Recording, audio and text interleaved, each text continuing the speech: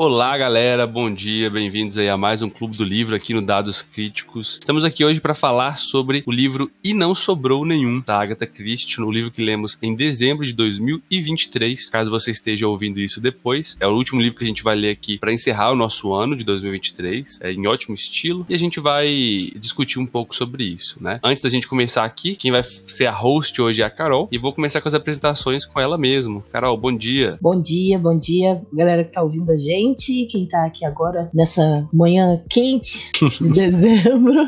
Bom dia, meninos. Eu tenho uma pergunta pra vocês. Vocês teriam um minuto pra ouvir a palavra da dama Agatha Christie? Não, obrigado. Próximo. Agora só tem um problema. Você vai ter que... Tamo aí pra isso, né? Tamo aí pra isso. O contrato, né? Tá no contrato, é. Não vai quebrar o contrato agora em dezembro, né? Pelo amor de Deus. Continuando as apresentações aqui, então. Felipe, bom dia, cara. Bom dia, boa tarde, boa noite aos companheiros de mesa, galera que tá escutando ao vivo na live, que tá no podcast. É meu segundo livro de Agatha Christie e já deu pra perceber algumas receitinhas aí que vai ser interessante a gente conversar. Teseu, bom dia. Bom dia. Eu tinha de cometer um crime, e mais ainda, não devia ser um crime ordinário, banal. Devia ser um crime fantástico, alguma coisa estupenda, fora do comum. A esse respeito, ainda tenho, acho, uma imaginação de um adolescente. Eu queria alguma coisa teatral, impossível. Eu queria matar, sim, eu queria matar. Mas por mais incongruente que isso possa parecer a alguns, o que me refreava, estorvava, era meu sentimento inato de justiça. Os inocentes não deviam morrer. É nóis, bom dia. Bom dia, já começa jogando a citação na cara. Melhor personagem, só falo isso. Que isso, não. Melhor personagem. Não. Aí, velho, já vamos começar a levantar as bandeiras aqui. É isso então, Carol, a palavra tá com você. Vamos aí discutir esse livro aí. Então é isso, eu brinquei ali com um minuto pra ver a palavra da dama Agatha Christie, porque eu sou fã da Agatha Christie desde criança. E isso já faz bastante tempo. E então eu já li uma boa parte dos livros que ela escreveu sob o nome de Agatha Christie, né? Sem ser sob o pseudônimo, que ela escreveu alguns também. Então eu acho que nada mais justo do que a gente começar falando sobre a autora. Eu tenho várias anotações aqui. Se vocês quiserem perguntar alguma coisa ou acrescentar mais alguma coisa que vocês tenham lido de curiosidade, me falem. Certinho?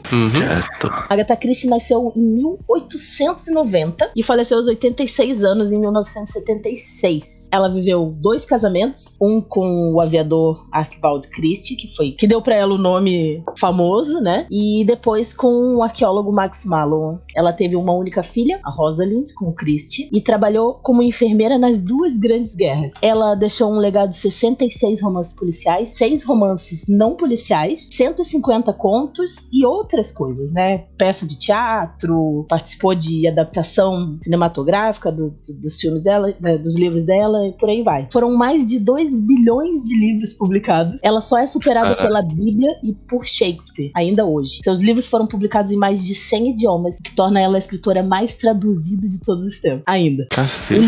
Esse livro que a gente leu, né, e não sobrou nenhum, ele foi escrito em 1939, no início da Segunda Guerra. E ainda hoje ele é o maior best-seller de crime do mundo e é um dos livros favoritos da autora, que deu um trabalho danado pra ela escrever. Eu não sei se vocês ouviram o audiobook ou se vocês leram, mas no audiobook tinha uma nota falando sobre como foi esse processo pra ela, e eu achei muito legal, porque ela diz que é um dos livros favoritos porque deu muito trabalho pra fazer, pra amarrar toda a ideia, né? O primeiro livro que ela escreveu foi O Misterioso Caso de Styles, e ela escreveu porque a irmã dela, eu não lembro se ela era mais velha ou se era o irmão, tá? Vou ficar devendo essa informação aí, mas ela escreveu porque a irmã fez um desafio pra ela. Ela duvidava que a Agatha pudesse escrever uma história de crime, de mistério que fosse boa.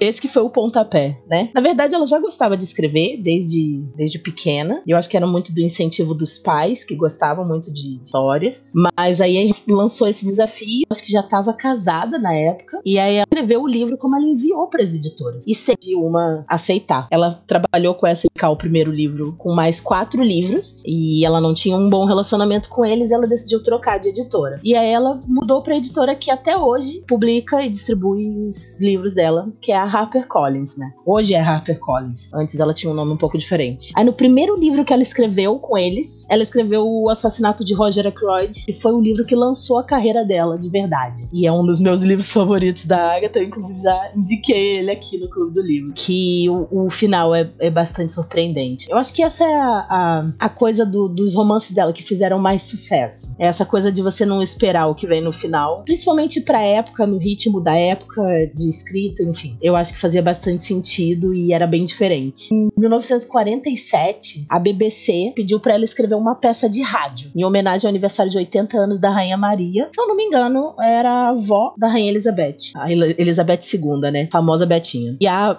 Rainha Maria, ela era muito fã da Agatha. Aí a Agatha foi lá e escreveu. O livro a peça era Três Ratos Cegos. Inclusive eu tenho o livro, né? Três Ratos Cegos e Outras Histórias. E essa peça de rádio, ela deu origem a uma peça de teatro, que o nome é A Ratoeira. E ela é considerada uma das peças mais antigas do mundo, porque ela vem sendo interpretada ininterruptamente, quer dizer, quase ininterruptamente, desde 1952. Ela segue sendo apresentada hoje ainda. O único momento que eles pararam foi durante a pandemia, por motivos óbvios, né? Em 71, ela foi condecorada pela Rainha Elizabeth, né? Elizabeth II, com o título de Dama Comendadora da Ordem do Império Britânico. É o equivalente feminino ao Sir. É a dama. Antes de morrer, ela escreveu as histórias com as mortes dos seus personagens principais, né? Os principais detetives, o Poirot e a Miss Marple, pra garantir que ninguém usaria os personagens dela. Usaram. Mas ela escreveu e a ideia era, tipo, guardar pra que não fosse publicado antes da morte dela. Mas um deles ela publicou antes e o outro foi publicado 2 anos depois da morte. Basicamente é isso. Caramba. Resumindo, assim, um pouco da carreira dela. Sabe o que me chama a atenção em todos esses autores, galera? É que, tipo assim, todos eles, por mais bons que sejam, não eram, em grande maioria deles, não eram esses gênios que se tornaram super escritores quando estavam começando, né? E muitas editoras recusam as obras dessa galera, qualquer que seja, velho. Então, tipo assim, muitas vezes isso me mostra assim, uma lição até de humildade, né? Porque a gente fica pensando que essas entidades, a Agatha Christie, o Tolkien, não sei quem, como se eles já fossem essa pessoa que ele se tornou, essa pessoa desde mística, sempre, quase, né? Desde sempre. Não é, né, velho? É uma construção que a pessoa também vai aprendendo à medida que vai fazendo. E é muito questão de testar também, de tentar, de insistir, né? É muito isso, né? A perseverança, eu acho que é importante. Muito louco isso. Sim. E eu li o Misterioso Caso de Styles também. E não é realmente um dos maiores livros dela, sabe? Era o livro que ela tava começando. Ela tava botando no papel ali, criando personagens que foram muito icônicos depois, com o passar do tempo, e botando ali coisas que eram vivências dela. Tipo, o método a arma do crime foi veneno. Então ela tava ali trabalhando como enfermeira, em contato com médicos, com remédios, com venenos, e ela aprendeu bastante sobre os efeitos. E isso, tudo que ela viveu, ela acabava aplicando de alguma forma nas histórias que ela escrevia. Tanto de conhecimento técnico, quanto de experiência de vida. Que, no fim das contas, todo mundo faz, mas como ela escrevia histórias baseadas no mundo real, né? Então é muito mais fácil usar as próprias referências de existência. Vocês têm alguma questão sobre a autora? Alguma dúvida? Então, o título original desse nosso livro, ele tinha uma certa palavra que eu não posso pronunciar por causa da Polícia Federal. A motivação dela ter usado essa palavra, Carol, você sabe se era por motivos racistas ou só por qual o motivo que ela usou essa palavra? Na verdade, não sei. Na verdade, eu não sei. Eu imagino que não, mas foi também, de fato, uma escolha ruim. Sim. Porque, na verdade, tinha a ver com as figurinhas, né? Os bonequinhos, com o conto. Mas eu não sei se o conto infantil era daquela forma. Eu encontrei ele na internet algumas vezes como Ten Little Indians. Esse foi o segundo nome, mas o né? primeiro era a N-Word. O que também não Ele também bom. não ajuda muito, né? E aí eles mudaram pra soldados, né? Os soldadinhos. O que ficava mais... Evita processo. Não só por isso, porque eu acho que essa não era uma preocupação da galera daquela época. Né? Foi alterado porque realmente não fazia sentido. Não é uma coisa que faz sentido com a história. Era só um título, porque na história não se fala nada sobre isso. A primeira versão do livro que eu li esse livro também. Isso foi uma releitura aqui. Eu tava, acho, no primeiro ano do ensino médio. Isso tem bastante tempo, acho que tem mais de 10 anos aí. Era com esse título original. Era um livro daqueles antigos, sabe? Amarelinho já. Eu até mandei acho que lá no grupo do Clube do Livro, eu tinha o eu tenho um livro, né, antigo, com o nome antigo, a capa se despencando de tão velho que ele é. Mas é isso. Não acho que seja com o objetivo de nenhum cunho racista. A gente percebe em alguns dos personagens, e depois a gente vai falar um pouco mais sobre eles, esse tipo de comportamento, mas não é uma coisa, e a gente volta numa coisa que a gente vem falando desde o ano passado, né? É a descrição de um comportamento racista, mas não é uma escrita racista, sabe? Pelo menos é essa a impressão que eu tenho. Não estou passando pano pra ninguém. Eu perguntei porque eu achei curioso mesmo quando eu vi o título original, e eu lembro que eu também, quando eu li criança, mas não criança, né, mas mais novo, tinha a tradução em português, mas também era usando a palavra com N, então... Então, tanto na leitura do livro antigo, com esse outro título, né, sem adaptação, e depois, eu não percebi nada assim que fosse nesse sentido, igual o Carol falou, né? Era uma questão que tava ali, eram os soldadinhos, né? Não eram soldados, e aí, beleza, ia acontecer, mas fora a música e a descrição das criaturinhas, nada que fosse realmente relevante, né? Novamente, você vê isso em alguns personagens, né? A gente vai falar depois de alguns, imagino, quando o cara deixa os nativos da Amazônia lá e tal, trata como se não fossem pessoas, mas é algo que ela tá problematizando. Inclusive, os outros personagens problematizam, né? Esse comportamento, né? Tanto que ele tá lá pra ser, entre aspas, julgado, né? E assim, o louco, né, é que, pelo que eu tava pesquisando, porque isso me interessou também, Teseu, me pareceu ser muito mais uma questão editorial, assim, tipo, vamos mudar aqui pra se adequar, né, ao que editorialmente a gente acha que é adequado à nossa sociedade, mas também, lógico, uma questão mercadológica, né? Um livro com um título desse não ia vender tanto. Não, hoje em dia, depois de 2010, esse livro não venderia mais. Exato. Ela ia ser cancelada igual a autora do Harry Potter foi, né? Mas a autora do Harry Potter, bom, não vamos falar sobre isso aqui, mas ela tá totalmente errada. A Agatha Christie, teoricamente, tá certa. Ela segue aí falando merda, viva. A sorte da Agatha é que não tem Twitter, então não dá pra gente ter 100% de certeza, mas aparentemente ela não era racista. Não, eu vou te falar que recentemente eles levantaram uma polêmica aí nos TikTok de livro, YouTube de livros da Agatha Christie, gordofobia e tal, então, cara, ninguém está incólume, não. Eu já vi os caras falando até do Tolkien, pô. O maluco escrevia sobre fada que tocava música e criava o universo, e a galera tava falando que ele era... Ele era, né? Ele não era, mas a história dele era racista em alguns pontos por causa de como a história com os orcs e tal, mas não vem ao caso aqui. E aí a gente volta para aquela questão que a gente já levantou mais uma vez aqui também, do produto da sua época, né? Exato.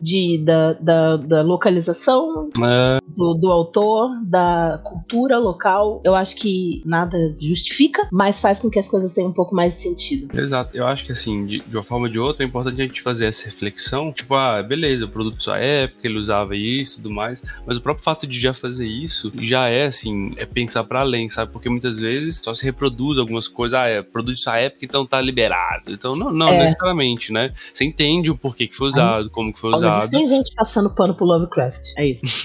Nossa, e eu já vi umas pessoas famosíssimas na internet passando pano pra ele, tá?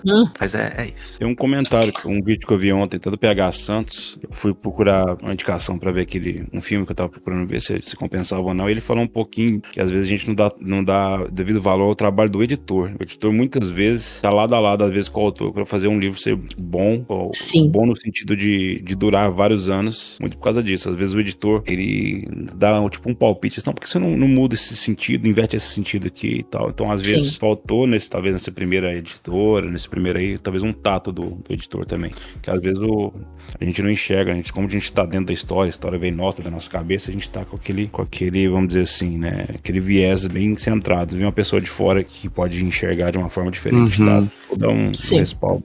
Eu fico vendo um pouco o pessoal lá da Jambô comentando, né, principalmente na época lá que eu tava estudando os livros do Leonel. E, cara, eu acharia que seria legal no livro ter uma página, igual tem o prefácio, os agradecimentos, ter a página do editor, sabe, dele falando. Ele não precisa descrever, né, ponto a ponto o que ele fez, porque também, né, não prejudicar o autor, de certa forma, mas falar as contribuições dele, sabe?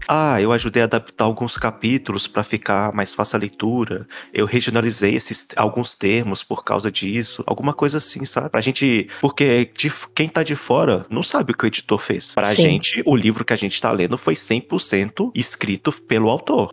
O máximo que aconteceu foi ele ter pedido a alguém que é mais especialista na língua que ele produziu pra corrigir alguns erros ortográficos, repetição e tudo mais. Sim. É o mesmo caso que a gente viu lá do Eragon. Qual que foi o trabalho? Tipo assim, quanto que a mão do editor pesou nesse livro aqui? Exato. Quanto foi, não é? Sim. Que é importante a gente saber. Porque igual no Leonel, né, é mais fácil porque ele falava em podcast. Ele falou que ele teve que reescrever, tipo, 4, 5 capítulos porque eles apontaram pra ele que tinha um personagem que não tinha motivação pra estar no local tal. E em livro a gente não pode fazer a coisa porque a gente quer, né? A gente tem que explicar pro leitor o que tá acontecendo. Aí ele reescreveu vários capítulos por causa disso. Isso foi um trabalho de edição e de editor alfa. Mas se o autor não fala ou não tá escrito no livro, a gente nunca vai adivinhar. Dito tudo isso sobre a autora, eu vou começar a falar um pouco mais da história do livro. Eu fiz um micro resumo que vai te deixar orgulhoso, Teseu, que ele é menor do que as minhas anotações sobre a autora. 10 pessoas numa ilha, todo mundo morre. Quem é o assassino? É basicamente isso. É basicamente isso. Então, resumindo, só primeiro, lembrando, quem tá escutando a gente aí e não leu o livro, vai ter spoiler. E esse é um daqueles livros ou uma daquelas histórias que, se você sabe o final, às vezes nem vale a pena você ler. Então, dá uma paradinha, dá uma pausa aí, lê o livro e volta aqui. É um livro curtinho, 200 e poucas páginas, você lê com um copo de café e 2 horas no sofá, tu leu esse livro. Eu vou discordar da parte de que às vezes nem vale a pena ler, porque pra mim foi uma releitura e foi muito interessante reler sabendo quem era o culpado. Eu tinha esquecido quem era o culpado. Mas assim, eu já contei pra vocês também, esse livro ele tem uma situação chata comigo, porque eu li sem querer a última página. Sabe quando você pega o livro ao contrário e ao invés dele abrir na primeira, ele abre na última? E tava o nome lá. Eu nunca mais esqueci o nome.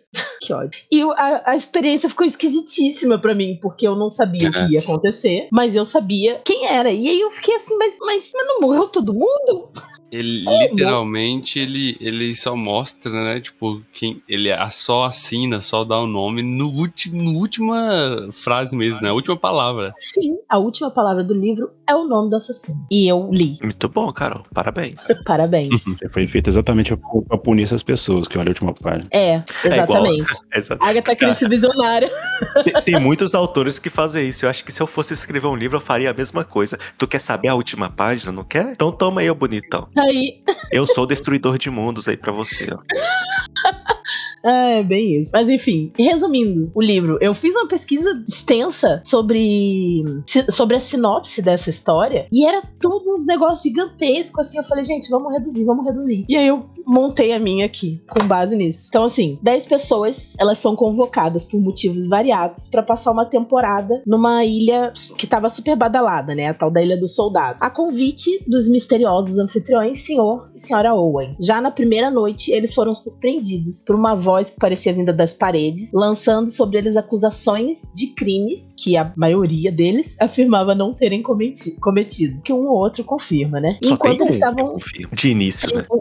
Um diz que foi um acidente, o outro confirma sim, eu fiz isso. Enfim, enquanto eles estavam processando esse acontecimento, veio a primeira morte. Essa e as outras mortes que se seguiram são relacionadas de forma meio macabra a um poema infantil, no qual 10 soldadinhos saem pra fazer algo e um a um vão ficando pelo caminho até não sobrar nenhum. A partir daí, os dias seguintes são de suspense, tensão, onde todos podem ser suspeitos ou vítimas. E vítimas, no caso, né? Porque no fim, enfim, é isso, de resumo da história. Um adendo aqui, que bela localização, tradução do poeminha, tá? Nossa, ficou bem massa.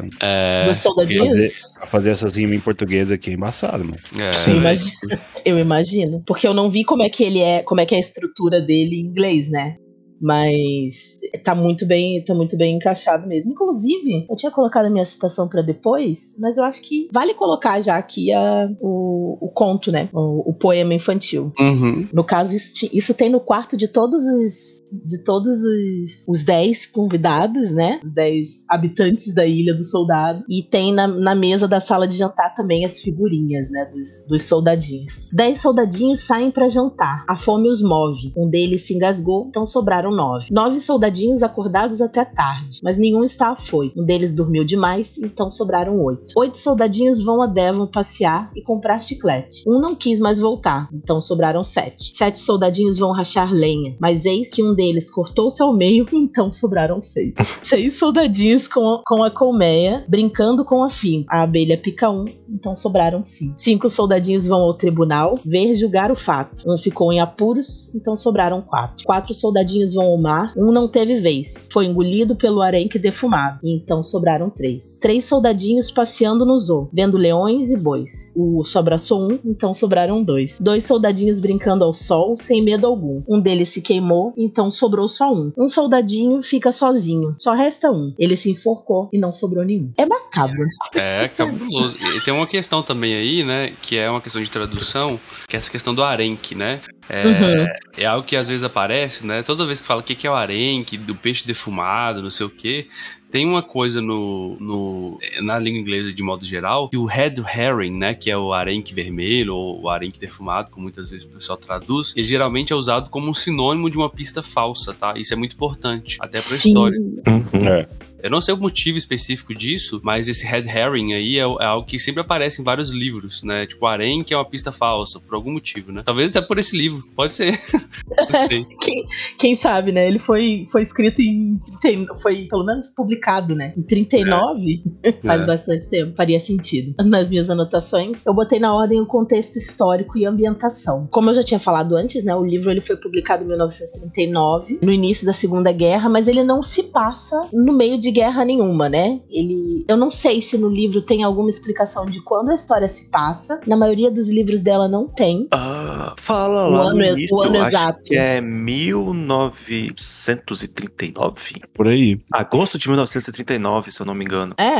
No início então. do livro fala a data e acho que na série ela também mostra. Se eu não me engano é 39 mesmo. Tá, então me passou isso, porque eu procurei aqui. Porque eu sei que na hora que eles estão ouvindo as acusações, ele fala, a voz fala dos crimes que eles cometeram e no ano que isso aconteceu. Então são anos variados, assim, né? Sim. A história não tá se passando durante a guerra, mas a ideia dela era refletir de alguma forma o humor sombrio que existia na época, essa coisa meio claustrofóbica, sabe? De você estar preso dentro do seu próprio país sem saber se você vai ser bombardeado ou não. E, inclusive, é uma curiosidade sobre a autora, né? Que durante a Segunda Guerra, a casa de um vizinho dela foi bombardeada. Parte do porão da casa dela foi completamente destruída por causa disso. E eles tiveram que se mudar. Então tinha um pouco dessa tensão da guerra que ela acabou traduzindo pra história de alguma forma, né? Na forma que a história acontece. Mas ela não ambienta na guerra, basicamente, né? Um negócio que eu tô achando meio que padrão dessas histórias de thriller, né? Inclusive o livro que eu tô lendo aqui, que vai ser indicação final também, parece que os autores gostam de fazer um ambiente controlado, né? O outro livro dela que eu li, que é o do Assassino no Nilo, como é que chama, cara? Assassinato no Nilo? Morte no Nilo. Que é num navio, esse aqui é numa ilha, o que eu tô lendo aqui é numa abadia, né? Num mosteiro, então parece que é talvez por ela, ou talvez pelo nosso amigo lá do Sherlock Holmes ter criado isso, mas parece que é um ambiente controlado, né? Com menores espaços pra devagar, assim, e com a lista específica de suspeitos. Parece ser um roteirozinho aí adotado por muitos autores desse estilo, né? É um padrão mesmo. A diferença, no geral, que eu já li bastante coisa nesse sentido e sempre tem esse padrão. Às vezes pode ter alguma proporção maior, mas dificilmente vai acontecer. E na Agatha, como você falou que tinha enxergado alguns padrões nela, isso é muito comum. É tipo uma cidade pequena, uma família, uma coisa que aconteceu dentro da casa, dentro de uma festa, no caso aqui, dentro de uma ilha. É sempre uma coisa local. Nunca é uma grande conspiração internacional. Quer dizer, nunca é uma palavra forte, ela tem algumas histórias que falam disso. Principalmente com os detetives Tommy e Tuppence. Porque eles são um casal e eles são mais jovens, então eles têm aquela coisa de estar mais ligados a histórias de espionagem. São poucas histórias deles, mas pontual isso. No geral é assim, normalmente as histórias estão mais relacionadas com cidades, pessoas importantes, importantes. E a Miss Marple, aquela coisa da comunidade, as senhorinhas, véia fofoqueira, sabe? Porque a Miss Marple nada mais é do que uma véia fofoqueira. O que faz dela uma pessoa maravilhosa. Não sei se vocês já leram alguma coisa da Miss Marple também. Ela é ótima. Porque ela é uma velhinha que presta atenção nas pessoas. E por isso ela desvenda os crimes. Como toda velha, né? Como uma boa velha. É basicamente isso. Fica crítica aqui aos idosos aí que estão ouvindo a gente. Não é isso. E esse grupo tem um contexto de gostar de idosos, né? Vide Rhyme aí, ó, pra quem lembra. Eu sou o maior combatente ao etarismo desse grupo aqui, velho. Claro que é. Você que interpretava a velha. Eu sofria exatamente isso, interpretando aquela personagem lá. Eu vou defender a Veline. Eu vou defender. O nome da pessoa, pô, Veline. Mas é o nome da aventura, caralho. Gramado gosta tanto que depois colocou na aventura solo, entendeu? Exato. É isso, gente. Mas eu vou defender a Veline, que podia não fazer muito, mas ela fazia, tá? Vocês podiam ter um NPC que não fazia nada e que vocês não iam ter que carregar. Mas enfim, voltando pra história. De contexto histórico, o que eu anotei foi basicamente isso, porque na verdade ela não fala muito sobre o período que eles estavam vivendo, mas fala bastante sobre os costumes da época. A coisa de... considerando os personagens, né? Tem... que aí a gente já pode entrar inclusive neles, né? Tem um general da guerra, tem o moleque boêmio que tava sempre nas festas, a secretária, o mordomo, a cozinheira. É uma estrutura que era comum na época para pessoas de condição. Sim. Eu anotei aqui a lista dos personagens, né? Legal que a luz elétrica lá é de gerador, né? Isso me chama atenção. Sim, a questão de contexto histórico e ambientação era mais forte nesse sentido, né? Da tecnologia da época. E aí eles falam que a casa era super moderna. E aí você vê pelas descrições da casa, você fica assim... moderna. Bem claro que não tinha passagem secreta. Não tinha passagem secreta. Isso é coisa de casa antiga, moderna. Ó, leitor, não tem passagem secreta. Não é essas histórias que você vê gente passando, viu? Sim. Falou várias vezes. Eles procuraram várias vezes lá. Não, o Philip, se ele pudesse, ele cavava aquela ilha toda e mudava ela de lugar só pra ter certeza que não tinha mais ninguém na ilha. Com certeza. Aí no final morreu por cegado. Parabéns. Não, agora eu preciso trazer. Você falou dele cegado. Eu assisti a série muitos anos depois. Inclusive, recomendo, né? O Teseu, coitado, me ouviu recomendar 1000 vezes. Eu vi, depois de 2 anos de insistência da Carol. Eu assisti ontem. É curtinho, né? Nem sabia que era série, vocês falaram, tava de boa aqui em casa, falei, vou ver. 3 episódios de 50 minutos, rapidinho. Pra mim, é uma das melhores adaptações. Apesar deles mudarem algumas coisas ali, acrescentarem umas coisinhas ali, ó. O diálogo no final me incomoda bastante. Sim. Mas o encerramento é muito melhor do que o do livro. Desculpa, Agatha. A forma que o assassino se livra das provas lá é muito melhor no final da série do que no livro. Que aí mostra, né? Não só fala. Então... Mas é uma disputa injusta, né, tadinha? Tipo, escreveu e agora a gente teve várias críticas e o cara falou assim, agora eu posso fazer melhor. Agora eu vou fazer melhor. Sim, depois que ela pensou em tudo. Porque ela usa um elástico e fica meio fora de sentido. O elástico vai soltar quando o cara cair porque o óculos vai deitar no rosto dele. Eu falei, porra, e ninguém achou esse elástico na arma, não?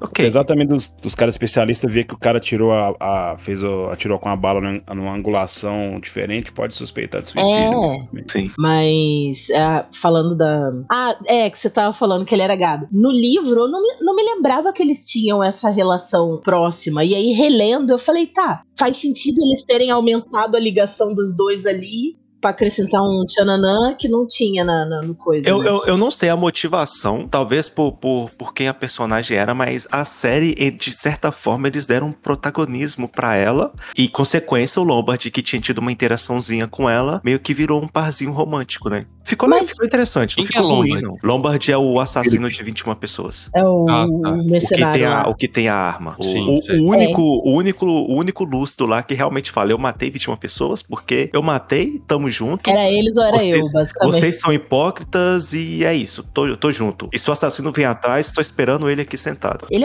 é meio bosta, às vezes. Todo mundo, ele é bosta, né? Ele é o personagem que eu falei que tem umas questões racistas, assim. O jeito que ele fala do cara judeu que conseguiu o trabalho pra ele, dos caras que ele deixou pra trás pra morrer. E os caras morreram, acho que de fome, sabe? É um negócio horroroso, assim. Ele é meio bosta. Mas ele tem essa coisa da esperteza, da lucidez que é importante. E essa coisa que você falou, Teseu, do protagonismo da Vera e dele, eu enxergo isso no livro também. Porque os dois vão ficando pro final. Basicamente, eles vão ficando, né? Mas é porque, pra mim, eles mudaram alguns aspectos. Por exemplo, o Armstrong, ele não é tão psicótico no livro, assim, até no finalzinho ele começa a ficar louco, né? Porque loucão. todo mundo fica louco, mas assim, desde o início na série, ele é tipo, caralho, esse cara é médico aonde, gente? Esse maluco tá mais pra um bêbado, ele é loucaço. Sim. E xinga, do nada ele perde o controle, ele eles fizeram ele bem mais...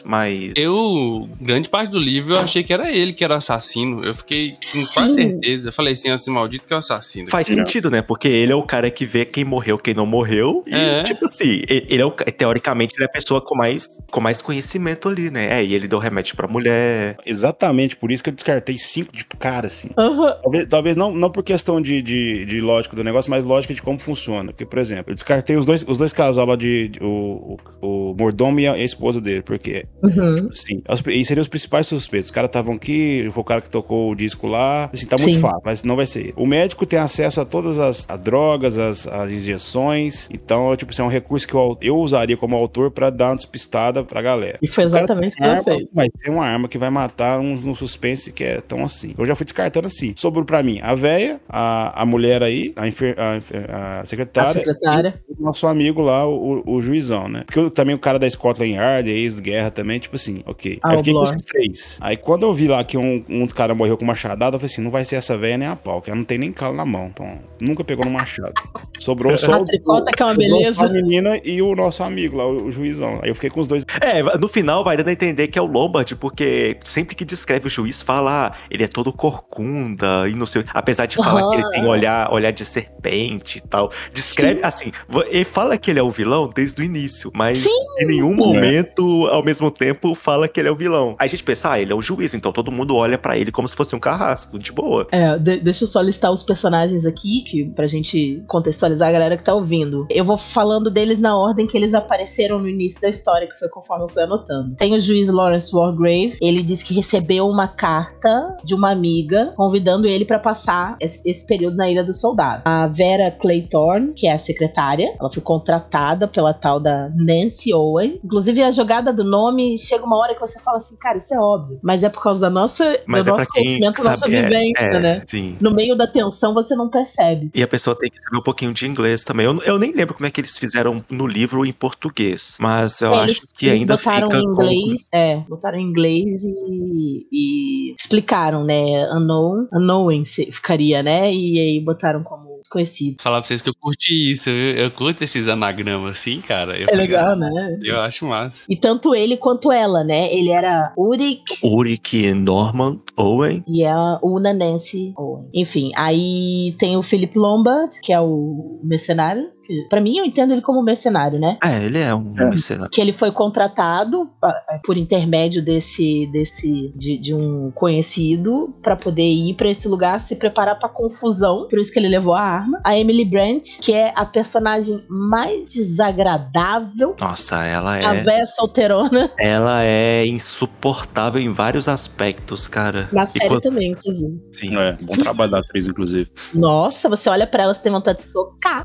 E ela foi meio que enganada, porque ela achou que tava indo encontrar uma pessoa que ela conheceu num hotel, num veraneio, que se chamava Oliver. As pessoas confiam demais, né? Ela chegou, eu tô sem dinheiro, tem uma pessoa que eu tenho, pode ser fulano ou ciclano.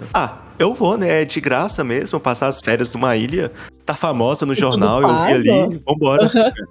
Cara, o matador de aluguel, todo mundo querendo pegar esse cara, o cara vai pra uma ilha pra fazer o quê? Não, só você levar sua arma. Lá você vai saber o que é. Cara, tem umas coisas assim que o pessoal foi muito na inocência, cara. Mas ela tinha que juntar 10 pessoas. Mas assim, eu não sei o quanto que isso é inocência ou o quanto também é a mentalidade da época. Porque, tipo assim, tem toda essa questão da aristocracia, cara, que eu tava falando antes de entrar aqui, eu tava terminando de ler o livro do Machado de Assis, né? Um pouco antes, no período período do tempo, do Brás Cubas, no caso, né?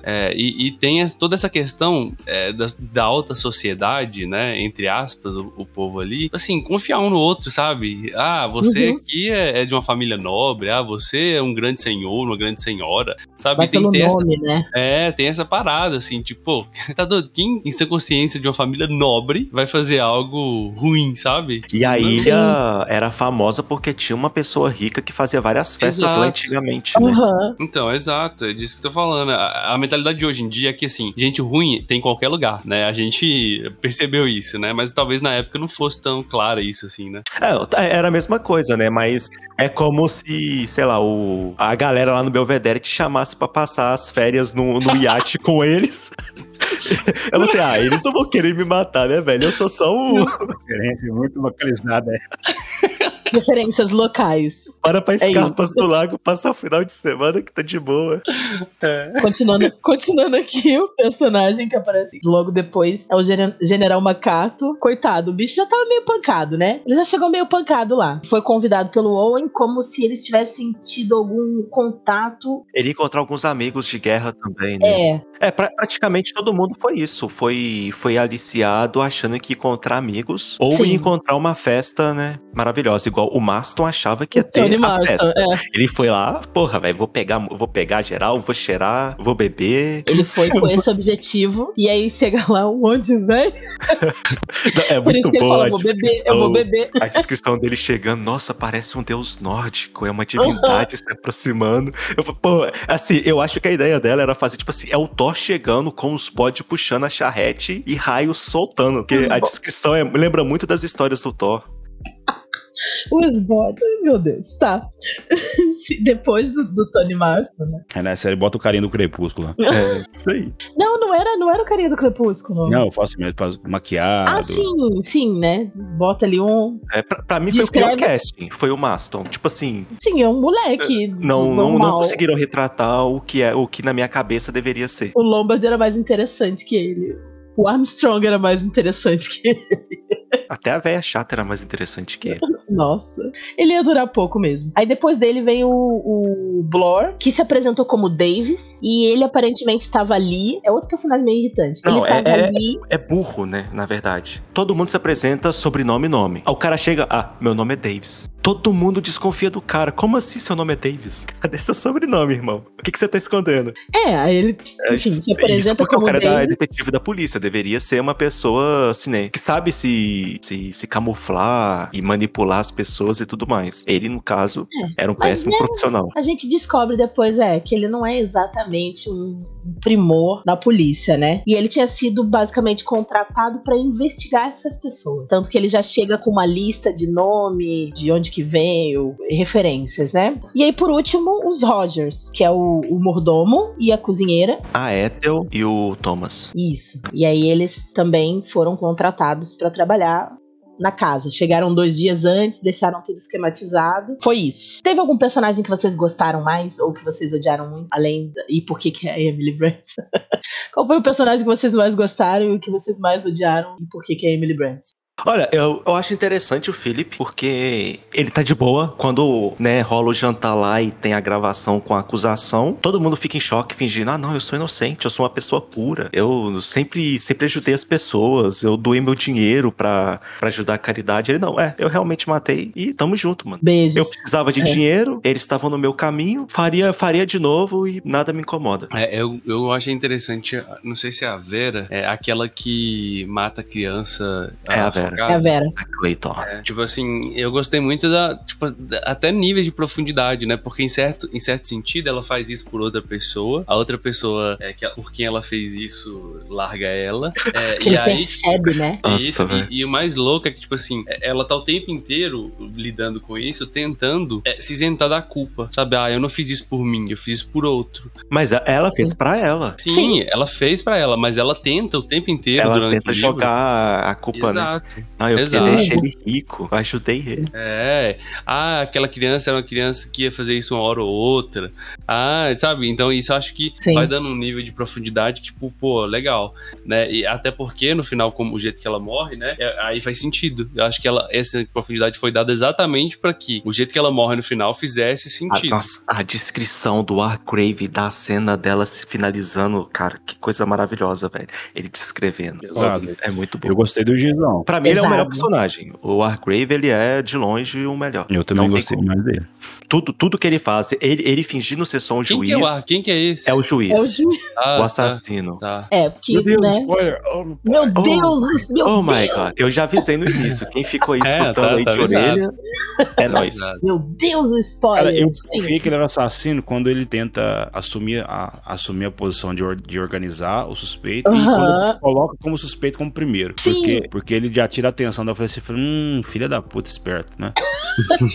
Não, e é muito engraçado, porque eu reli, né? Como eu tava falando antes, eu reli esse livro. Eu já tinha lido ele há 1200 anos atrás, quando eu era uma criança, basicamente. Na época, lógico, você não tá reparando nos detalhes, e eu ainda não tinha lido tantos livros de mistério nesse sentido, pra ficar reparando nos detalhes, na reação dos personagens, que é uma coisa que eu faço hoje. Então, tudo nas reações dele, na escolha da forma que os crimes são apresentados, como se eles estivessem sendo apresentados num tribunal, aponta pra ele. A forma como ele olha pras pessoas de forma maliciosa aponta pra ele. A forma como ele organiza o que tá acontecendo, ele tipo, toma a frente, organiza. Isso se justifica como, ele é um cara que já trabalha com isso, tá acostumado Exatamente. a botar ordem Ele é o no melhor local. personagem pra ser o vilão, porque Exato. faz sentido ele tomar a iniciativa, ele julgar as pessoas, porque é o que ele faz desde sempre. Sim. Igual você falou, né? Pensando pra época, ele praticamente era a pessoa mais respeitada fora a realeza na Inglaterra. Ele era um fucking juiz. Ele era a lei fora a rainha. Sim. Eu lembrei muito de Dexter, tá ligado? Da série lá, que é uma série uma série ok, que o final é uma bosta, mas que é um assassino serial, que ele tem esse É um tipo assassino de assassinos. Então o pai dele treina ele pra polícia pra ele matar só pessoas que cometeram crimes. Então também É uma boa forma de usar um dom que a pessoa tem, vamos dizer assim, né? Eu gosto de matar pessoas. Né? Já que você gosta, pelo menos mate as corretas. Na verdade, né, as erradas, mas vocês entenderam. É tudo errado aí nessa mas equação, assim, né? mas tudo bem. É a escolha menos pior. Tá tudo errado na equação, mas a gente vai cair no menos pior. O Geraldo corre aqui. É aquela frase do Batman: se você matou um assassino, o número de assassinos do mundo continua o mesmo. Só que aí tem a segunda linha que eu coloquei. Mas se você começa a matar mais de um, você começa a diminuir os assassinos do mundo. Então, let's go. Não let's go nada. Let's go nada, Teseu. Teseu tá fazendo parte daqueles grupos lá de Ipanema lá. Vocês viram isso? Os justiceiros. É meu próximo personagem aí de Cyberpunk vermelho, galera. Só tô entrando na pessoa. Tá. Tava começando a ficar preocupada já. Bom, relaxa. Só não veio pra Belo Horizonte, Carol. Vai tá de boa. Não, que isso? Porque, olha só, vocês estão vendo. Aqui tá de prova. É gravado aí, ó. Alô, Polícia Federal. Gravado. Essa voz é de IA, tá? Não sou eu. Essa voz é de IA. Ai, meu Deus. Tá, bom, nós passamos pelos personagens, a gente perdendo foco aqui. Eu não a ajudo ambientação, também, né? É uma casa, uma ilhazinha pequenininha. Acho que no livro não fala o tamanho, mas a ilhazinha ela tem tipo 4 km quadrados, talvez menos. Ela é bem pequenininha. Ela sim, parece considerando aquela ilha do Pacífico lá. que eles conseguiram revistar a ilha inteira em um dia, né? Eu acho que muito grande não deve ser. Você pode trocar a ilha por um hospício, por um hospital, por um navio, sim, que vai ser a mesma coisa, né? O ambiente ali é só um ambiente propício pra galera não poder sair, né? Controlado, tempestade, ilha, ninguém vai na ilha. Poderia ser um navio que não tá podendo chegar na negócio, um hospício onde a cidade também tá trancada, sei lá. Então, porque é um espaço pequeno o suficiente pra ficar fácil de descrever e de manter os personagens próximos e por ser pequeno, é o que deixa o leitor apreensivo, porque... como assim a galera não tá achando provas, não tá escutando um tiro, não escutou facada, se tá todo mundo ali por 3x3 metros? Sim. É a sacada. E aí isso ajuda a aumentar a tensão e fala um pouco daquilo que a Agatha tentou refletir no livro, né? Do sentimento que as pessoas tinham, de claustrofobia, de tensão, essa coisa de estar preso num lugar faz muito mais sentido pra isso. Aí falando do que que acontece com os personagens, né? A gente já sabe, spoiler, quem é o assassino. Ele decide ir seguindo a história dos soldadinhos, né? E aí ele classificou ainda do ridículo dizer isso, mas do menor pro maior crime. E por menor, ele considerou o do Marston porque ele não enxergava a consequência do que ele tinha feito. Ele encarava como um acidente. Ele ter atropelado 2 crianças. Ele fala que ele quer deixar as pessoas que sentem mais remorso do assassinato, que vão mais sofrer psicologicamente pro final. Na verdade, não. Os que são os que cometeram crimes mais absurdos. Bom, no livro final. descreve desse jeito. Os que têm mais remorso vão morrer primeiro, porque... Não, porque o Marston não tinha tem remorso, menos, na né? verdade. Os que tem menos, na verdade. Que ele quer que o pessoal sofra mais psicologicamente. Fora o Philip, né? Que não faz sentido nenhum o Philip no final. Mas a descrição dele é essa no livro. Que quem não tem remorso vai morrer primeiro porque ele quer ver as pessoas definhando no final. Aí falando aqui das mortes, né? Não sei se das mortes dos personagens, mas dos crimes que eles foram acusados, né? Isso vai estar ali, são coisas que vão estar relacionadas com a história deles. Mas o que é bom a gente falar que, tipo, alguns crimes foram intencionais. Realmente a pessoa só matou ou algo nesse sentido. E alguns foram, de certa forma, acidente. Sim. Tipo do Marston. Ele era inconsequente, ele dirigia bêbado e tudo mais, mas teoricamente foi um acidente. Ele atropelou pessoas na rua, mas de certa forma foi um acidente. Se ele está dirigindo bêbado, ele assume a responsabilidade. Mas, tipo assim, não foi igual, por exemplo, o Lombard, que matou as pessoas com intenção de matar. Ele pegou a arma e atirou. Ou o Bloch, que pegou o menino lá, que acho que, se eu não me engano, ele era homossexual, né? E deitou o cara na porrada até ele morrer. Não, ele botou o cara na cadeia por um crime que ele não tinha cometido, e na cadeia o cara morreu. Porque ele fez um acordo com os bandidos, sei lá, pra poder ser... Quem eram as pessoas que o Philip matou? Era na série que não, parece ser alguém da África, um negócio, né? Se eu não me engano, assim, na África. Na Amazônia, não? As pessoas... Não. Quem acho que tinha ido pra Amazônia era outra pessoa. Ou seja, pra não só a autora, não tô criticando a autora, mas pra um mundo ali, uma criança inglesa vale 10, 11 estrangeiros, mais ou menos. Eram 20 pessoas, se eu não me engano. Porque foram duas crianças. Que ele deixou pra trás pra morrer, entendeu? Porque ele atropelou foi 2 crianças, não foi o outro? Uhum. O Marston, sim. Só dá a proporção de... Ele fica essas coisinhas meio, né? Sim, e isso na cabeça do personagem também é assim, né? Do próprio Lombard. Sim. Do tipo, aquelas pessoas não importam. A minha vida é mais importante do que a delas, sabe? Eu acho que Mas eu acho que, assim, né, não dá pra gente colocar peso em crime. Crime é crime. Mas o Armstrong, por exemplo, ele foi fazer uma cirurgia numa mulher, estando no início da vida dele como cirurgião e tava bêbado. Então, assim, ele literalmente assassinou a mulher. A pessoa lá na... Então, foi complicado. Uma coisa que eu achei legal, eu não sei se vocês acompanham ou já viram a série dos Jogos Mortais. Uma série de filmes. Ela, de certa forma, tem inspiração nesse livro, porque... O cara que faz os assassinatos, né? A motivação dele é um pouco... Não a motivação, mas o que ele quer alcançar é diferente. Mas o início é a mesma coisa. Ele tá com uma doença terminal e ele vê que ele não consegue lutar pela própria vida. Então o que ele faz ele pega pessoas que cometeram crimes ou fizeram coisas ruins na vida e botam elas no local pra ver se elas têm vontade de viver. E quem tiver, demonstrar que tem vontade de viver e é capaz de fazer tudo pra sobreviver, ele vai dar a chance dela sobreviver de novo. E tem um pouco disso no Hargrave, que é a mesma coisa. Ele, né, fez uma cirurgia lá. Eu não lembro qual é a doença dele, mas ele fez uma cirurgia pra tentar curar. E a cirurgia não foi boa. E ele só vai morrer. Aí ele resolve fazer esse último ato de justiça, né, segundo ele. Porque ele só mata quem é culpado. Ele não mata inocentes. Ele mesmo fala, né, que ele... Culpados que a justiça não pôde pegar, né? Ele não mata pessoas inocentes, ele acha isso horrível. E é legal, né, porque o cara é um psicopata, mas ele não mata por matar. Um psicopata com princípios. Ele descreve lá, né, que o prazer dele era ver os condenados serem enforcados, que era como era naquela época, né, pelo menos no contexto do livro. Se você é condenado, você era enforcado. De crimes nesse grau, claro, de assassinato e tudo mais. Sim, deixa eu seguir. Então, ritmo, narrativa, passagem do tempo, o que vocês acharam? Eu gosto. Acho que foi legal. É um dia praticamente, né? Tá um pouco mais de um dia, acho que é um dia e meio, se eu não me engano. Todo o desenrolar. Não, Carol. São mais dias.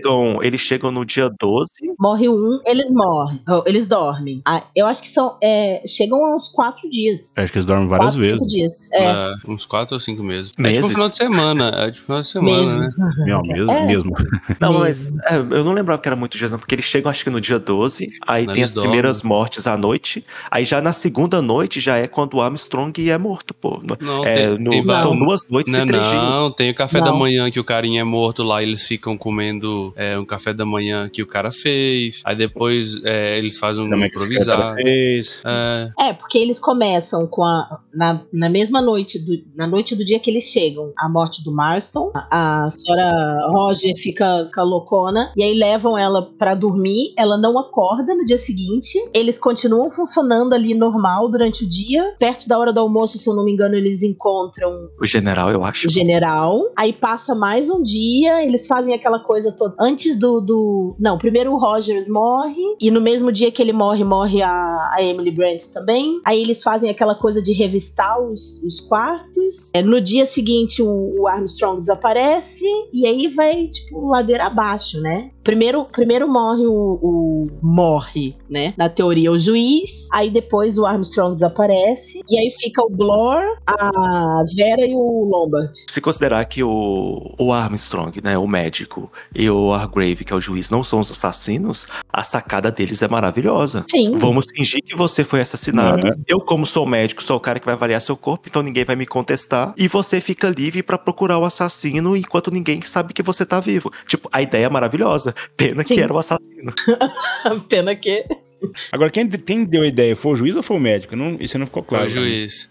Tipo assim, o juiz apostou, pelo que ele conta, tipo assim, ele não deu a ideia claramente, mas ele foi incentivando a ideia, porque ele fala assim, que dada a personalidade do médico, ele nunca ia desconfiar de alguém de alta classe como um juiz. Exato. Então, ele usou disso, né, e foi tendo proximidade pra criar essa relação onde isso parecesse. Tanto que, assim, ele nem tinha... ele ficou avaliando aquele dia que ele for sentado lá, quem talvez ele poderia usar pra fazer isso, né? Esse tipo de conluio. E o Armstrong mesmo, ele pensa, né, que o único cara confiável ali é o juiz, porque ele conhece o juiz, sabe do histórico dele, e apesar dele ter ficado famoso por aquele cara que ele condenou sem terem provas concretas, que depois descobriram que realmente era culpado, o juiz sempre tinha feito a coisa certa, né? Então fazia sentido o médico acreditar no juiz, e tem aquela coisa lá que os dois eram, teoricamente, as pessoas mais inteligentes, então eles deveriam se aliar, porque, né, eles eram a nata da sociedade. O louco e o assassino, a nata da sociedade. A nata da sociedade. Só contexto pra galera que tá escutando aí, como começa a morrer todo mundo, tem essa conversa entre o juiz e o médico, eles falam assim, tal se a gente fingir a morte de nós dois e tentar pegar o assassino por trás, assim, vamos dizer assim. Então, só que o que ele não sabia, o que o médico não sabia, é que o juiz era o assassino. Então, por isso que ele... Então, tipo, ele deu álibi pro juiz. Ele praticamente se condenou ali porque ele abraçou a ideia do juiz. Esse é o momento que o mestre pede assim, rola um teste de intuição aí você tira um. Você excelente. confia cegamente nele. Só que é aquela rolagem secreta, né? Que o jogador não sabe. O jogador, ele gritou, porra, eu tô abafando. Show. Você tem certeza absoluta de que ele tá sendo sincero. Eu sou Sherlock Holmes. Lá nós temos um Sherlock Holmes. É importante. Eles demoram, tipo assim, né, eles ficam presos na ilha, eles até chegam a fazer sinais pra pedir socorro. A ilha é próxima da costa, mas tem uma tempestade acontecendo que impossibilita o cara do barco se aproximar lá dele.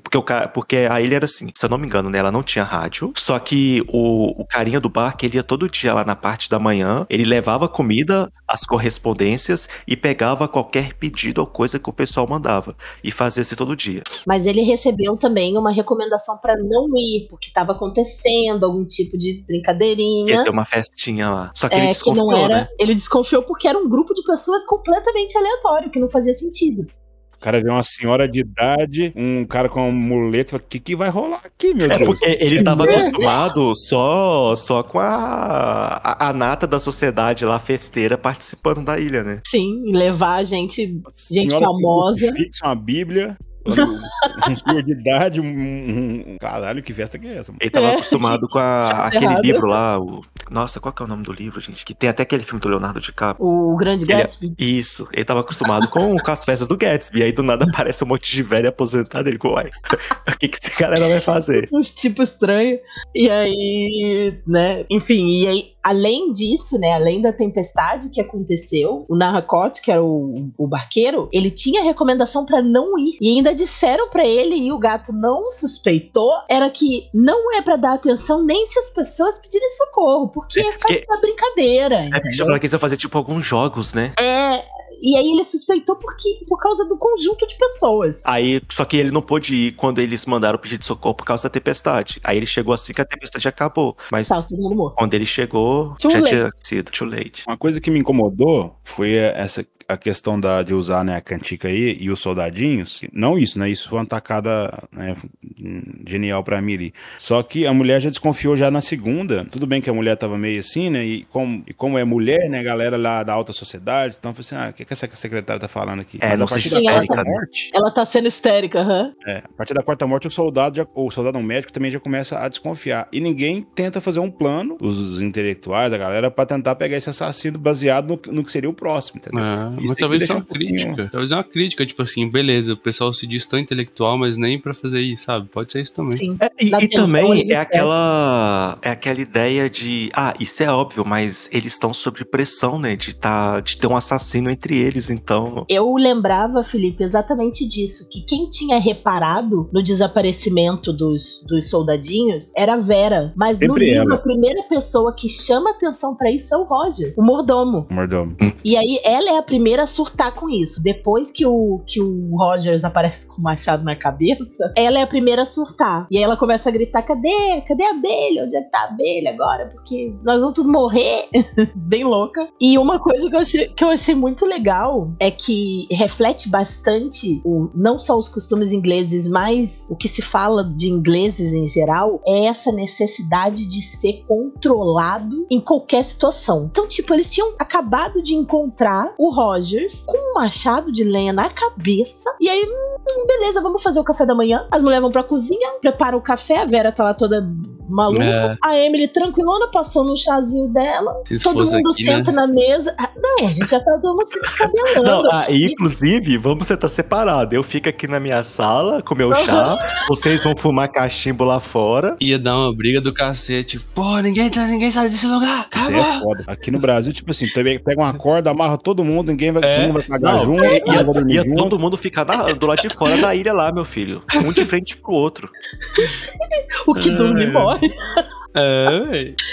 E tá aí, gente. Fica aí o desafio pra vocês criarem uma aventura refletindo essa história pra nossa realidade. Tem aquele sistema paranoia, né? Ele se encaixa bem aí nesse contexto. Aí, ó, se alguém quiser, se alguém conseguir adaptar essa história pra um RPG, por favor, me chama, que eu queria tentar fazer isso, mas eu jogo com Wargrave.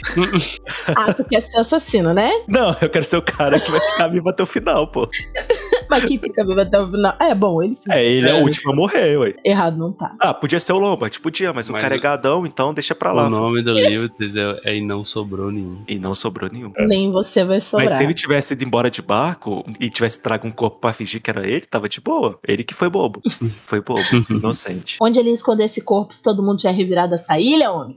Mas revirou sim, né? Tanto é que não acharam a arma quando ele escondeu. Só pra eu pontuar ali o que eu achei da passagem de tempo, o ritmo, que ele começa bem lento pros padrões de livros que a gente tá acostumado a ler, principalmente até aqui no Clube do Livro mesmo, né? Ele começa bem lento e aí ele vai apresentando os personagens devagarzinho, de forma muito uniforme, né? E depois aquilo vai aumentando na velocidade, é o famoso daqui pra frente só pra trás, até não sobrar ninguém. Precisa, né? Precisa de ambientar os personagens pra você começar a desconfiar, saber quem é quem, né? Sim.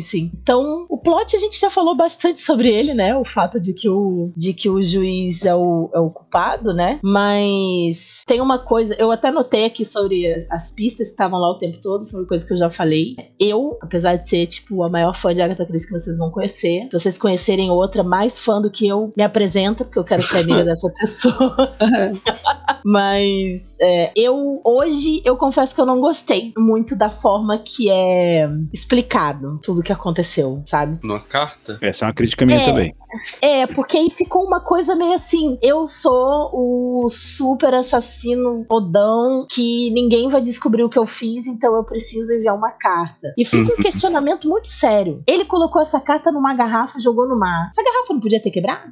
Se tem onda ali, se ela ficasse batendo nas pedras, que força de braço é esse? Mas acho que a ideia era essa. Se, igual ele falou, né? Tem 1% de chance de alguém achar a garrafa. Se você achar e o crime não tivesse sido resolvido, esse foi o crime. Eu acho que assim, ela deixa em aberto, Carol, se foi achado ou não. Ele fez a famosa assinatura de um serial killer. Ele deixou a assinatura dele, que no caso era a carta, né? Era literalmente uma assinatura. A gente, como leitor, tá tendo acesso àquilo, mas teoricamente a gente não sabe se foi achado ou não, porque não ela foi achada. Ela foi achada. O meu problema é o método, nem o método, é o como faz o serial killer, ele deixa o mistério, né? E quem tem que desvendar, não. Ali o cara, tipo assim, aqui, leitor, é o momento que você que não descobriu, você que é idiota e preguiçoso, não quer ler de novo o livro, tá aqui a explicação, tá? Toma. Isso eu também achei que acaba sendo uma solução. Nossa, é muito forte dizer isso, mas acaba sendo uma solução meio preguiçosa. Preguiçosa.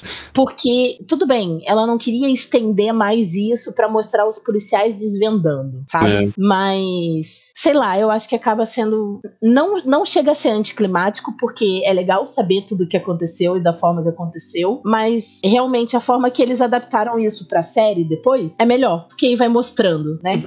Aí eu já não concordo. Aí porque a série tem aspectos visuais, né? Então é mais simples. Porque o que dá a entender na série é porque ele literalmente aparece na hora que a Vera vai se enforcar e começa a falar com ela. Tipo, ele conta ele praticamente conta o famoso vilão conta o plano final dele antes do herói morrer, sabe? Sim. Então, assim, mas isso não é essa questão, né, dele contar pra ela, mas a forma que a série mostra as coisas acontecendo depois. Se ele não tivesse contando pra ela, mas tipo, isso fosse mostrado de outra forma, pra mim faria mais sentido. Não sei. Eu não... Tem que ver essa série. Em vez de ter a carta, você preferiria que, sei lá, depois que a Vera se enforcasse, mostrasse ele saindo de trás do guarda-roupa e indo dar o tiro na cabeça dele? Pra mim, tipo acho isso? Que seria bem melhor. Seria bem melhor. Não seria. Porque aí a gente ia ficar assim, do tipo, quê? É porque eu acho que é porque ela quis.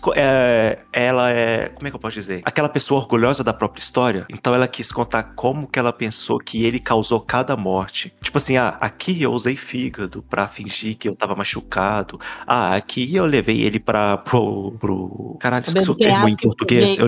Levei ele pro penhasco e empurrei ele.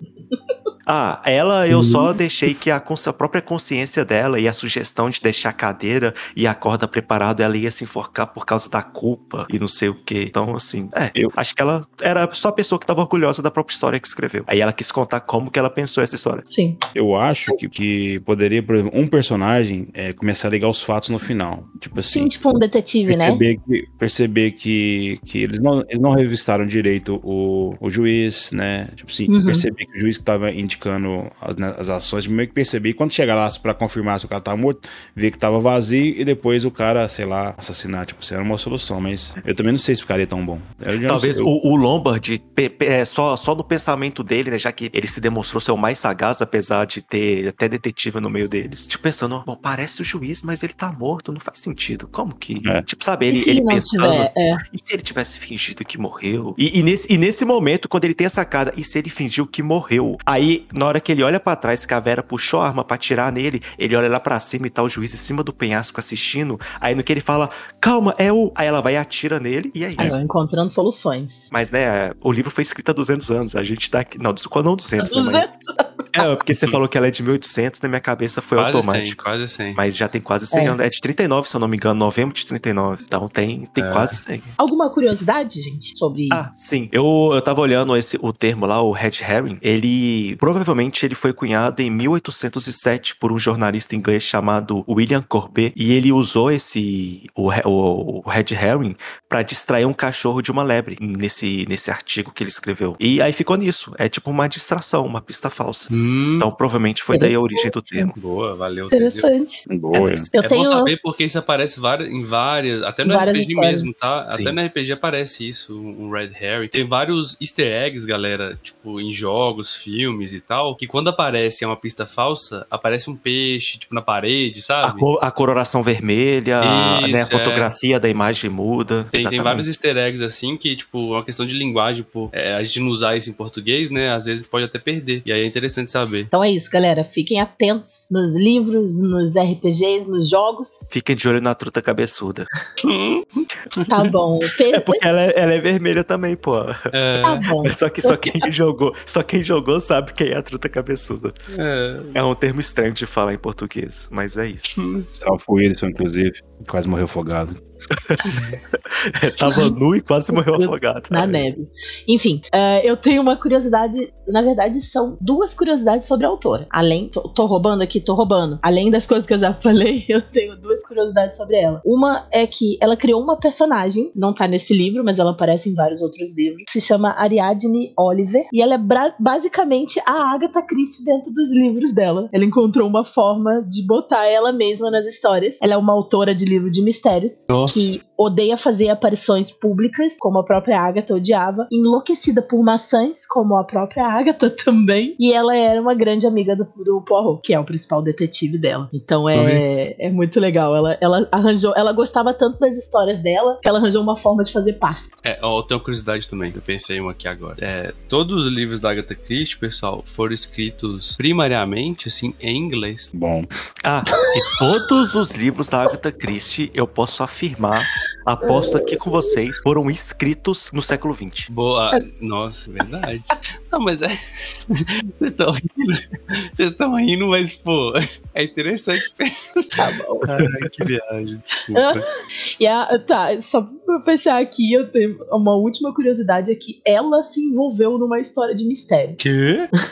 Quando ela que ela casou com o Christie traiu ela descobriu, ela passou por um momento ali meio bosta, ela teve um tipo de surto, ela deixou a filha com as pessoas que estavam cuidando, né, da criança lá na casa, ela pegou o carro dela e saiu ela louca. Encontraram o carro dela um tempo depois, a vários quilômetros de distância, o carro estava vazio, ela desapareceu completamente, virou uma questão nacional, assim, botaram pessoas pra procurar, uma confusão danada, encontraram ela, tipo, vários dias depois, num hotel, no interior, tipo, muito longe, e ela não lembrava muito bem das coisas, era como se ela tivesse tido uma amnésia temporária, ela não reconheceu o marido quando encontrou ele, e ela foi reconhecida pela banda que trabalhava no hotel. Alguém da banda falou, mas será que não é a Agatha Christie? Tava desaparecida? Nossa. E aí encontraram ela. E isso foi uma coisa tão forte, essa coisa relacionada com a separação, a traição, enfim, que ela nunca falou em detalhes sobre o assunto. Então ninguém sabe exatamente o que aconteceu. Se ela saiu porque ela, né, tava tendo algum tipo de surto por causa dessa... Ela pode ter tido um surto psicótico mesmo, que só Sim, esqueceu o que ela fez. Depois ela passou muito tempo fazendo acompanhamento psicológico, mas teve isso e, tipo, ninguém sabe exatamente o que aconteceu. Agatha Christie Belchior brasileira. Me falta essa referência aí só não vou pegar, Felipe. Nem sei como que eu sei do Belchior, mano, mas eu sei. Que isso, Belchior? O cara deu perdida, apareceu em outro país. Pô, o cara é brabo.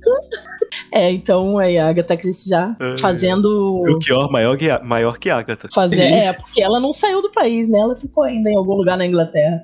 Mas basicamente é isso, gente. Vocês Tem alguma consideração final, indicações? Não, a minha indicação é muito boa. É o livro 7 da série do The Witcher, que é o que eu tô lendo. Tava terminando de ler no pouco tempo que eu tive nesse final de ano. A não ser que vocês queiram indicações de vários artigos científicos chatíssimos pra ler. Obrigada.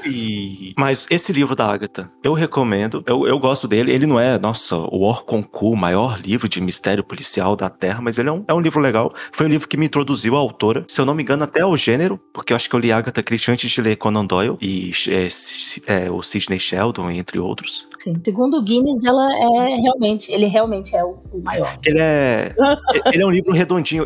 Porque a Agatha, ela tem um problema que em alguns livros ela usa um Deus Ex Machina no finalzinho pra explicar as coisas. Tem algumas coisas que ela não mostra pra gente no final. O cara só, esse é o assassino por causa desse item que tava ali no armário, mas que eu não descrevi no livro todo que tinha. Mas fora isso, é uma boa autora, de um gênero fantástico. Eu gosto muito de gênero policial, investigação e tudo mais. Esse gênero é excelente. Então, deem uma chance. Se, não quiserem ler esse livro por causa que já sabem o final, tem vários outros livros, como Morte no Nilo, Crimes ABC, que são ótimos livros também para começarem a ler. E é isso. Valeu, Feliz Natal, bom ano novo, 2024 a gente se vê. Felipe. Bom, gostei do livro, eu achei melhor que A Morte no Nilo, pra mim. Não sei se ele foi escrito antes ou depois, aí não sei como é que tá essa questão de evolução da autora. Foi antes, eu acho. Foi antes do que Morte no Nilo? Então eu achei melhor do que Morte no Nilo. Eu gosto do tema de mistério e tal, talvez por ter assistido muita coisa, mas engraçado que eu não tenho curtido muito os livros desse sentido, né? Talvez não seja a minha temática favorita. Talvez é o estilo de livro que eu vou ler, sei lá, um livro por ano, disso aí, não mais que isso, não é uma parada. Aquele livro que a Carol vai indicar, né? Tem muita fórmulazinha, né, que acaba, por exemplo, eu gostava na época de House, né, gostava muito de House, a primeira e segunda temporada, depois ficou sendo a mesma coisa, então eu tô vendo que esses livros parecem ser, sinceramente, a mesma coisa, uma diferenciação ou outra, então é bom pra dar uma variada e talvez eu leia uma vez por ano, no final do ano, esse tipo de coisa, assim, uma leitura mais rápida. Mas não deixa de ser um livro ruim, principalmente se você gosta do gênero, de forma nenhuma. É questão de gosto. E a minha indicação vai ser um livro no mesmo estilo, mas não necessariamente, né, eu acho que até o Theo indicou ele já, que é O Nome da Rosa, que eu tô lendo, que ele tem essa investigação, só que não é só isso, ele tem aspectos. Se você gosta de thriller, ele tem essa parte de investigação de assassinato, mas ele tem muito também de filosofia, de religião, na parte de Idade Média, se você gosta. Então, e tem outros aspectos que vai além de um thriller, de um romance policial, investigativo, etc. Então, é um livro. Ele tem algumas passagens em latim, então eu recomendo, se você for ler, leia a versão atual da Amazon, que tem as referências em latim, a tradução em outras referências históricas pra te ajudar aí. Não, aleluia. A versão que eu li não tinha não, viu? Eu que me fudi pra poder latim. Caralho, mano. Eu vou traduzir essa merda aqui. Não aprendeu latim, é isso aí, ó. A vida que segue. Então eu vou fazer aqui as minhas considerações finais, minha recomendação, e eu te passo a palavra pra você finalizar, certo? Beleza. Primeiramente, eu queria agradecer a vocês por mais esse ano de Clube do Livro. A gente tá fechando hoje o nosso, pelo menos é o segundo ano que eu tô participando, é o terceiro ano do Clube do Livro, se eu não me engano. É muito importante pra mim, eu adoro. Me trouxe de volta o hábito da leitura, que era uma coisa que eu tava perdendo. Vocês são pessoas incríveis, adoro vocês. Adorei poder fechar o ano com um livro que eu adoro também. Poder falar um pouco da minha paixão por Agatha Christie foi muito legal. Recomendo muito esse livro, porque ele pautou esse gênero por muito tempo, né? Ele é um destaque ainda hoje, né? Como eu falei. Não vou fazer só uma recomendação, porque sim. Eu quero recomendar mais de um livro dela. Eu já tinha indicado O Assassinato de Roger Ackroyd. Eu vou reforçar a minha indicação, que foi o livro que lançou ela pra fama. É um baita livro, cidade pequena, uma fofocaiada danada, do jeito que eu gosto, troca de fofocas. O assassino é surpreendente, recomendo muito, muito. É um dos meus livros favoritos da Agatha. Vou recomendar Convite para um Homicídio, que é a minha história favorita da Miss Marple, que é a outra detetive dela. Acontece também o mesmo esquema, cidade pequena, acontece... uma pessoa publica no jornal um convite para assistir um assassinato. As pessoas acham aquilo um absurdo, elas se reúnem e realmente acontece, porque é todo mundo curioso, quer ver, né? Realmente acontece, e aí é o trabalho deles tentarem descobrir quem foi que fez e por que fez. Vou indicar A Extravagância do Morto, que é a minha história favorita com a Ariadne Oliver, que é a personagem que a Agatha criou para ser ela mesma, que ela cria uma história de uma aventura de mistério para uma festa. Então, tipo, as pessoas estão nessa festa, elas se inscrevem inscrevem pra participar e elas têm que ir atrás das pistas. E foi a Ariadne Oliver que criou o mistério pra festa. Só que acontece um crime, enfim, Agatha Christie. E por último, a autobiografia dela, porque é muito legal ver ela contando sobre as experiências de vida dela, sobre a família. Você enxerga com muita clareza quais são as referências que ela coloca nos livros, das vivências dela, a vivência com o Max Mallowan, né, que é o segundo marido dela, em coisa de arqueologia, de tipo morte no Nilo, morte na Mesopotâmia, a viagem que ela fez no Expresso do Oriente, que deu origem ao assassinato no Expresso do Oriente, é muito legal. Inclusive, indicação rápida minha, Expresso no Oriente. Pra quem viu esse livro que a gente acabou de falar no clube, ele tem uma conclusão diferente, como se fosse antagônica a essa, mas vou deixar assim, quem ficou curioso ler e vai entender o que eu quis dizer. Sim, é isso. Obrigada. Tem uma campanha de cultura também no Expresso do Oriente, se não me engano. Tem. Nós tô falando besteira aqui, mas... Se alguém for jogar, me chama. Beijo. Tem Assassinato no Expresso do Oriente. É uma das maiores, né? Junto com o Dinheiro Latotep, né? As máscaras. É isso. Gente, queria agradecer a vocês, assim como o Carol fez, né? Pelo parceria no Clube do Livro, quem nos assiste ao vivo nesse domingo e quem nos ouve depois no futuro no podcast. É uma jornada incrível, essa jornada de leituras. E obrigado aí pela participação de vocês. Alguns recados rápidos, tá? Antes disso, né, eu vou fazer a minha indicação. Esse final de ano, assim como o Teseu, eu fiquei mais focado em livro de artigo científico e tal. O que eu li de diferente foi essa Memórias Póstumas do Brás Cubas, que é um livro assim que me incomodou bastante durante a leitura, mas como eu tava falando antes aqui, depois que terminou o livro e o livro foi assentando, eu fui vendo a genialidade dele, sabe? Então, um livro que durante ele me causou incômodo, mas eu acho que o propósito dele era esse, causar um incômodo, pra que depois você falasse, pô, era isso que ele ia passar, sabe? Então, é uma experiência diferente de um livro, né? Que, tipo, ele não termina quando ele acaba, é um negócio doido, assim. Muito bom. Machado de Assis, né? É o cara que gosta de fazer isso com a gente. Então, tipo assim, na hora que eu terminei o livro, eu fiz uma avaliação bem ruim, eu terminei não gostando, sabe? Terminei falando, que isso, não gostei não. Aí fiquei pensando sobre aquilo, cara. Não acontece com qualquer livro que eu leio. Às vezes eu termino o livro e já era, né? Mas eu fiquei pensando sobre aquilo, pensando, até que, pô, verdade, olha que foda. É isso, foi um negócio que deu um clique. É muito louco, assim. Então fica a recomendação. É uma leitura difícil por causa da linguagem e tal, mas pega uma versão aí que tem nota de rodapé que ajuda bastante. Eu li a do Antofágica, se eu não me engano, que é bem bacana. Beleza, gente. Dito isso, alguns recados sobre o Clube do Livro. A gente vai continuar no ano que vem, né? Só com algumas modificações. Em janeiro, a gente vai ler, no final de janeiro, os 2 últimos livros da saga do The Witch, tá? Então a gente vai ler o livro 6 e o livro 7 e conversar sobre eles no mesmo encontro, tá?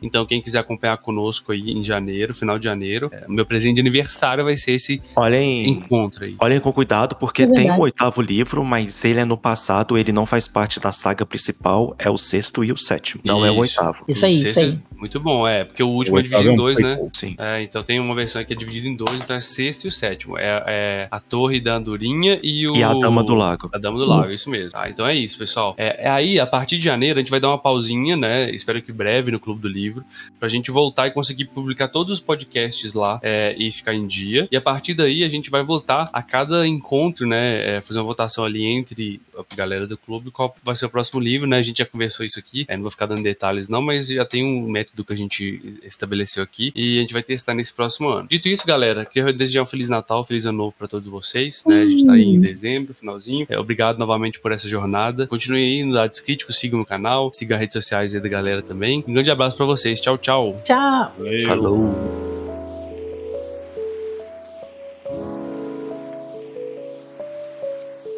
Este podcast foi editado pelo Dados Críticos.